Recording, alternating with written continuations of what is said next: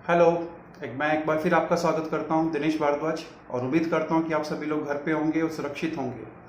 जैसा कि हम जानते हैं कि हमारी क्लास में जो हम चीज़ें करते हैं वो इंग्लिश को लेकर होती हैं। We learn English and I teach you English, how to speak English and how to do things.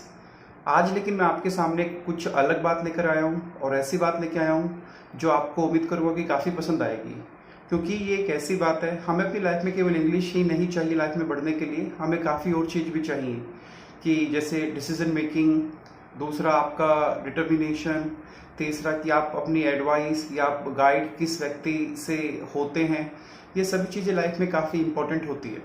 तो जो मैं आज आपके सामने बात करने वाला हूँ वो गाइडेंस को लेके करने वाला हूँ। ऐसे ही एक टॉपिक को लेके करने वाला हूँ जिसके अभाव से काफ़ी सारे आदमी अपनी लाइफ में आगे नहीं बढ़ पाते, जैसा कि मैंने सुना भी है और देखा भी है। तो जब आप किसी व्यक्ति से एडवाइस लेते हैं, ऑब्वियसली आप एडवाइस इसलिए लेते हैं because you don't know what to do, you are stuck. तो हम जो ये एक स्टोरी के माध्यम से इसको सुनेंगे कि हमें गाइड कैसे लेनी चाहिए, किन व्यक्तियों से लेनी चाहिए और किन सर्कमस्टांसेस में लेनी चाहिए। कई बार किसी गलत व्यक्ति से ली हुई गाइड आपकी पूरी लाइफ को तबाह कर सकती है। It can destroy your life. So make sure when you are taking any kind of advice, choose the right person who can guide you, who can tell you what to do, what not to do. I hope कि आप इस video को पूरा देखेंगे, क्योंकि जब तक आप इस वीडियो को पूरा नहीं देखेंगे ये वीडियो आपके समझ में शायद नहीं आएगा।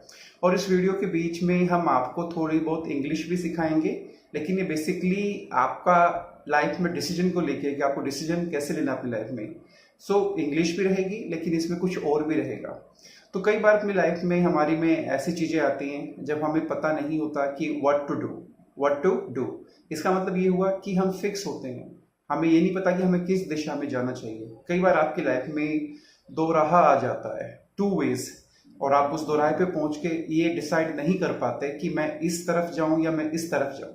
तो ऐसे में थोड़ी सी दिक्कतें आ जाती हैं। तो दिक्कतें जो ऐसे में आ जाती हैं उसके लिए हम एक गाइडेंस को ढूंढते हैं कि हमें गाइड कौन कर सकता है, who we should go to, हमें किसके पास जाना चाहिए। तो काफ़ी इंपॉर्टेंट होता है। लेकिन जो वो दिक्कतें आती हैं जब अपनी लाइफ में आप आगे नहीं बढ़ पाते, कोई फैसला नहीं ले पाते, तो इसको इंग्लिश में बोलते हैं डिलेमा। क्या बोलते हैं? डिलेमा। अगर आप उस डिलेमा में हो, डिलेमा को हिंदी में बोलते हैं दुविधा। आपके अंदर दुविधा है, आपके सामने दो या दो से ज़्यादा ऑप्शन है, आप डिसाइड नहीं कर पा रहे व्हाट टू डू, कि मैं ऑप्शन ए के लिए जाऊं या ऑप्शन बी के लिए जाऊं या ऑप्शन सी के लिए जाऊं। तो जब आप डिसाइड नहीं कर पाते, ऐसी सिचुएशन को डिलेमा बोलते हैं। अगर आप डिलेमा में हैं तो क्या बोलोगे? I am in dilemma.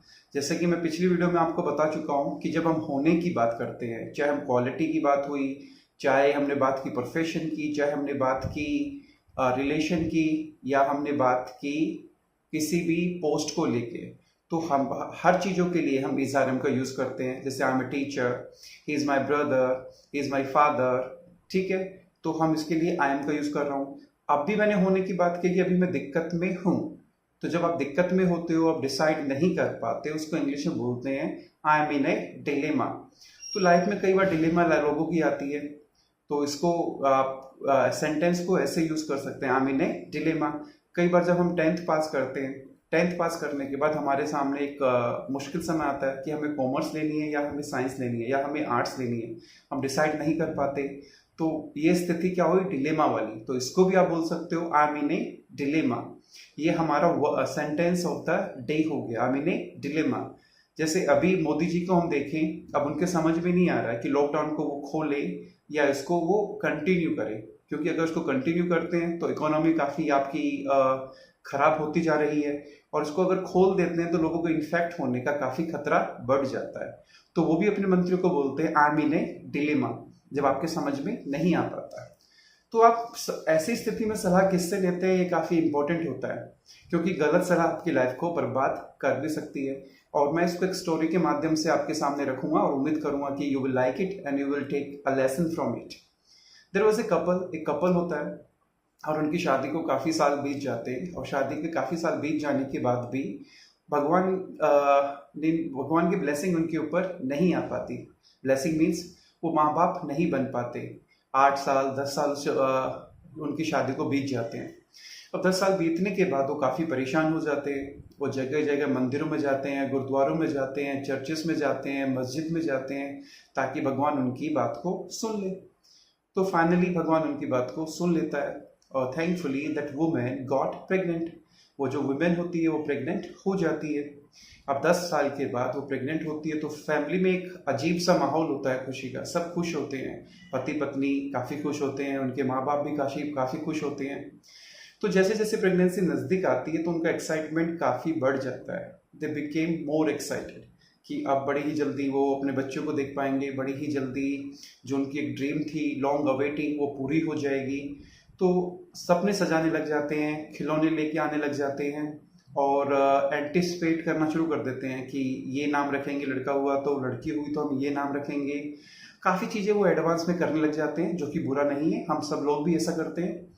तो जैसे ही उनकी डिलीवरी की डेट नज़दीक आती है तो उनके मन में आता है, जैसे आपको भी पता होगा कि डिलीवरी की डेट के आसपास 1 महीना पहले या 1.5 महीना पहले आपको एक सोनोग्राफी के थ्रू जाना होता है, एक एक्सरे आपका होता है, जिसमें कि डॉक्टर ये देखता है कि सब कुछ ठीक है या नहीं है, कि बेबी जो है वो is it in the right direction or not, is it in the right shape or not.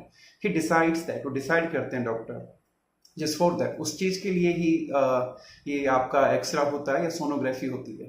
तो जब वो एक्सरे के लिए जाते हैं तो उनको एक खुशी की खबर उनकी जो होती है ना, वो दोगुनी हो जाती है, डबल हो जाती है। वो डबल कैसे हो जाती है? दे केम टू नो, उनको पता लगता है कि जो उनके वोम्ब में बेबी था, it was not one, it was two. They were two, 2 baby उनको होने वाले थे। या तो उनके पास एक बेबी भी नहीं था, अब उनके वोम्ब में 2 बेबी थे। और ये खबर सुन के पति पत्नी सुपर एक्साइटेड हो जाते हैं। They became more and more excited. अब एक्साइटेड होने के बाद व्हाट दे डू, वो करते क्या है? वो प्लान करते हैं कि भगवान ने हमें इतने दिनों में जो खुशी देने जा रहा है, क्यों ना हम एक पार्टी थ्रो करें। तो एक पार्टी ऑर्गेनाइज करने की वो तैयारी करते हैं। और पार्टी जब वो ऑर्गेनाइज करते हैं तो अपने सभी रिलेटिव्स को, सभी फ्रेंड्स को, सभी नेबर्स को बुलाते हैं और घर को वो अच्छे तरीके से सजाते हैं, संवारते हैं और बेस्ट डिशेस बनाते हैं। तो इवनिंग में जब वो पार्टी चल रही होती है तो अचानक से उस व्यक्ति जो हस्बैंड होता है, जो बाप बनने वाला होता है, उसके ऑफिस से फोन आता है। और ऑफिस से जो फोन आता है, उस ऑफिस में उसके बॉस उनसे बात करते हैं और बॉस उनको बोलते हैं कि you just need to come urgently in office for 1 hour, we have got some kind of work. आपको 1 घंटे के लिए आना है और एक बड़ा ही जरूरी काम है, आपको आना ही पड़ेगा। तो वो पार्टी छोड़कर जाते हैं और अपनी वाइफ को वो जिम्मेवारी देकर जाते हैं कि आपको ये काम करना है और आपको मेहमानों को देखना। मैं अभी 1 घंटे में फटाफट से वो काम करके आया। तो काम करते करते उनको 2 घंटा हो जाता है।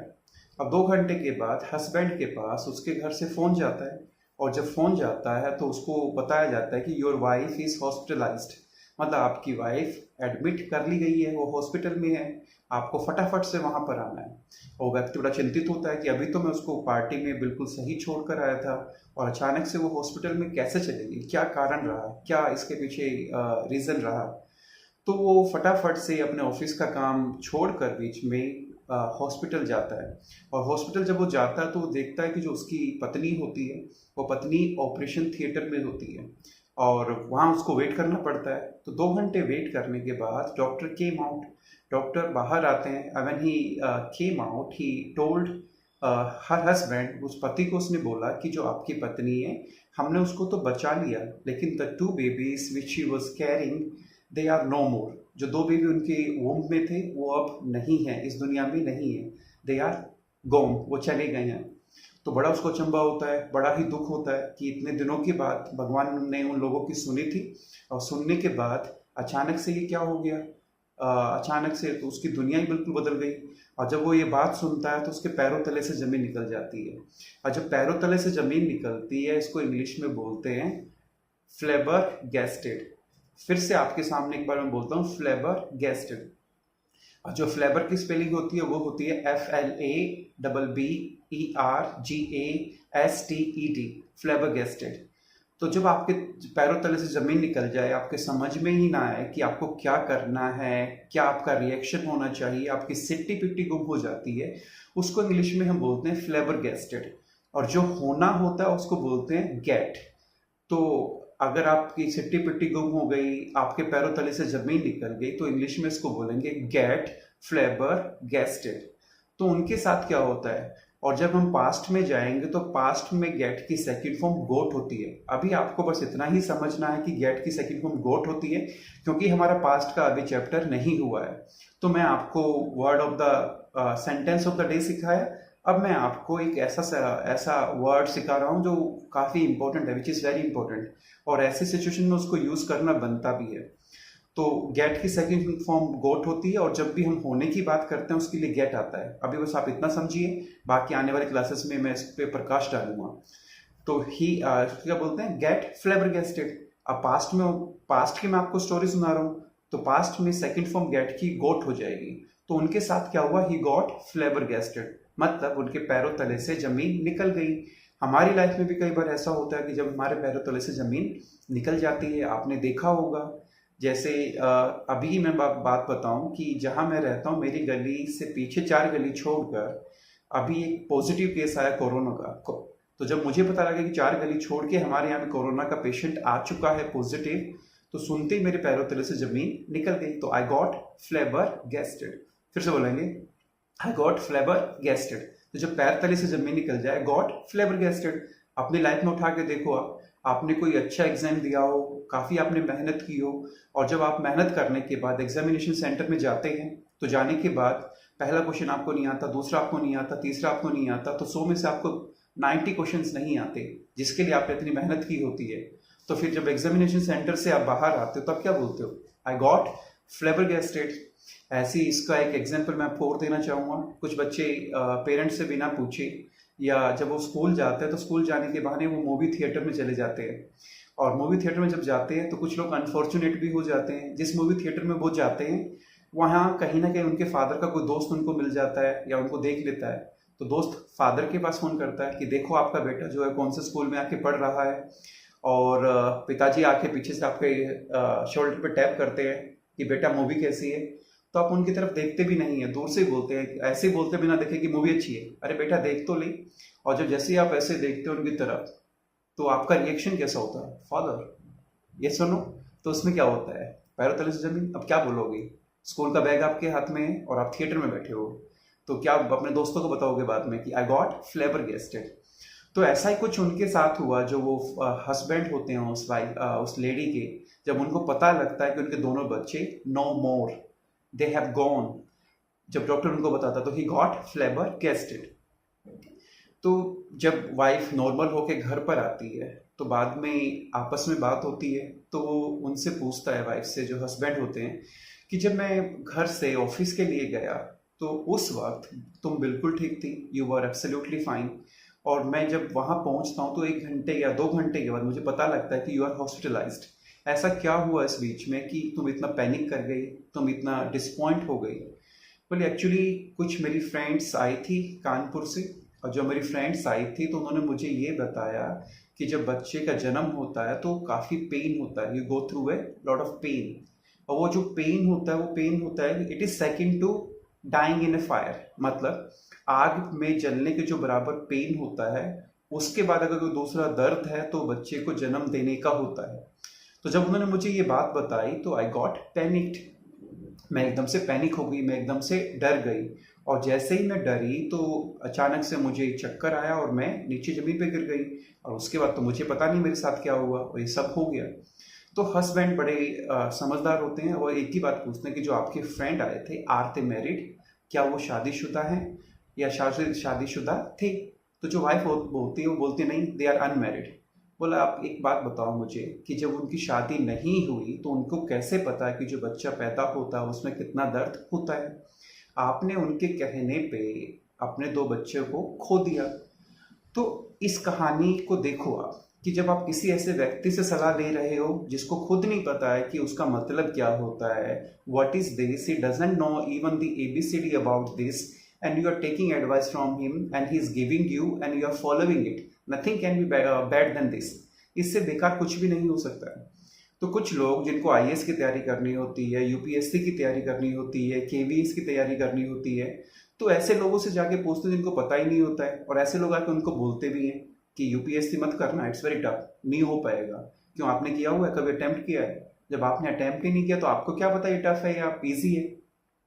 तो इसलिए मैंने वीडियो की शुरुआत में आपको बताया था कि जो आज की क्लास है ये काफ़ी इंपॉर्टेंट है, और ये काफ़ी इंपॉर्टेंट है कि आप किससे सलाह लेते हैं। काफ़ी लोगों की लाइफ बर्बाद हो चुकी होती है because they have taken advice from A wrong person. So don't listen to such guy who has not got any kind of experience in that particular field. ऐसे आदमी से आपको सलाह बिल्कुल नहीं लेनी है जिसको उस फील्ड का एक्सपीरियंस नहीं है, जो उसके बारे में नहीं जानता है. और दूसरा, आप खुद से सर्च कर सकते हैं. और तीसरा, आप ये भी देख सकते हैं कि किसको सुनना है किसको नहीं सुनना है, एक बार एक सामने वालों की एडवाइस को सुनकर कि शुड आई फॉलो इट और नॉट फॉलो इट. अब हमें भी काफी लोग सलाह देते हैं, आपको भी देते हैं, लेकिन जो समझदार लोग होते हैं वो उस सलाह को देखते हैं. Is it right to follow, is it wrong to follow. If it is wrong to follow they will not follow it. Got the point. तो कभी भी ऐसे व्यक्ति से सलाह मत लेना, और अपनी लाइफ में कभी भी कोई ऐसा बदलाव मत लेके आना किसी ऐसे व्यक्ति के कहने पे जिसको खुद नहीं पता होता है. और जो ऐसे व्यक्ति होते हैं वो ऐसे होते हैं कि वो उनके दो उद्देश्य होते हैं. या तो वो आपको आगे बढ़ना देना नहीं चाहते, दूसरा उनको उस बारे में कुछ भी पता नहीं है. तो दोनों ही आपके लिए खतरनाक है.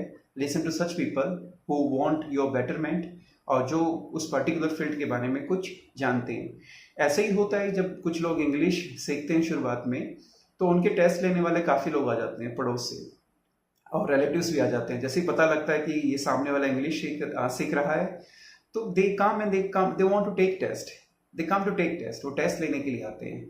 पता नहीं मुझे वो टेस्ट लेने आते हैं, आपको नीचा दिखाने आते हैं, क्योंकि प्रभु जब वो आपके घर आते हैं तो वो आपसे ऐसे ऐसे क्वेश्चन पूछते हैं जो आपने अभी तक सीखे नहीं होते. सपोज अभी आप मेरी क्लास ले रहे हैं और आपने अभी 5 क्लासेस ली हैं, और मेरा जो कोर्स रहने वाला कम से कम 50 क्लासेस का रहने वाला है. और 5 क्लासेस में आप इंग्लिश कैसे सीख जाएंगे? बिल्कुल नहीं सीखने वाले हैं. हाँ, पर्टिकुलर आप स्ट्रक्चर सीख सकते हैं. जो स्ट्रक्चर हमने काम किया वो आप सीख सकते हैं, लेकिन कंप्लीट इंग्लिश इनमें नहीं आने वाली है.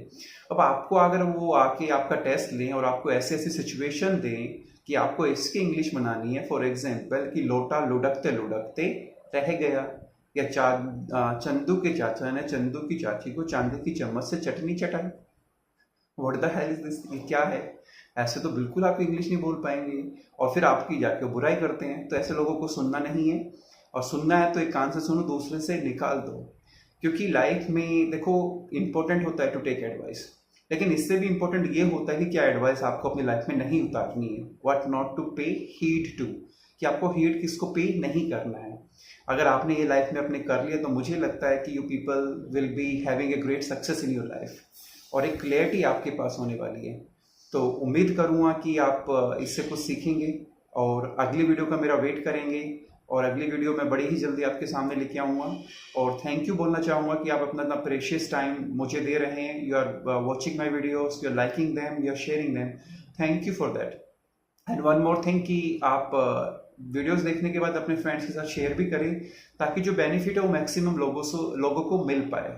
सो I want to thank you. और एक बार फिर मैं वर्ड ऑफ द डे और सेंटेंस ऑफ द डे की तरफ जाता हूँ. फ्लेबरगेस्टेड. फ्लेबरगेस्टेड का मतलब जब पैरों तले से जमीन निकल जाती है, और होना गेट होता है. और ऐसे ही वर्ड ऑफ द डे मैंने क्या बोला था? I am in A dilemma. तो आप इसको भी प्रैक्टिस करेंगे, और अपने आप को भी आप थोड़ा सा आगे ले जाने की कोशिश करेंगे. Because lockdown period is very important. Why it is very important? Because you have 24 hours in your hands. Whatever you want to do, you can do it. आपको करना चाहिए. You should work on your weaknesses. You should work on your goals. You should work on your writing. Whatever you have got, उस पर काम करें. इससे अच्छा समय आपको नहीं मिलने वाला है. और दूसरा, एक समझदार व्यक्ति वो होता है जो परिस्थिति के साथ सामंजस्य बिठा लेता है. One who just gets along well with the situation. जो सिचुएशन के साथ अच्छा अपना आप तालमेल बिठा लेता है.